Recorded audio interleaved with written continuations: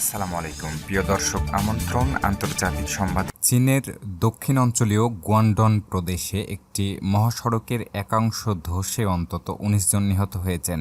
রাষ্ট্রীয় সম্প্রচার মাধ্যম সিসিটিভি জানিয়েছে, স্থানীয় সময় মঙ্গলবার রাত ২টা ১০ মিনিটে মেইঝো শহর ও ডাবো কাউন্টির মধ্যবর্তী S-12 মহাসড়কের ১৭.৯ মিটার এবং ৫৮.৭ ফুট অংশ ধসে পড়ে।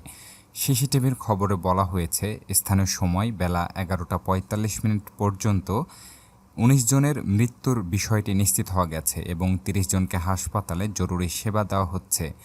হাসপাতালে চিকিৎসাধীন জীবন বর্তমানে ঝুঁকিতে নেই বলে জানানো হয়েছে, তবে তাদের আঘাতের বিষয়ে বিস্তারিত কিছু বলা হয়নি। স্থানীয় সংবাদ মাধ্যমগুলোর শেয়ার করা ফুটেজে একটি গভীর অন্ধকার গর্ত থেকে আগুনের শিখা ও ধোঁয়া উঠতে দেখা গেছে, যেখানে গাড়িগুলো পড়েছে বলে মনে হচ্ছে। সিসিটিভি জানিয়েছে, উদ্ধার অভিযানে সহায়তার জন্য কর্তৃপক্ষ প্রায় ৫০০ লোককে ঘটনাস্থলে পাঠিয়েছে। প্রিয় দর্শক, এতক্ষণ সাথে থাকার জন্য আপনাকে ধন্যবাদ। পরবর্তী আপডেট পেতে সাবস্ক্রাইব করুন, সাথেই থাকুন। আল্লাহ হাফেজ।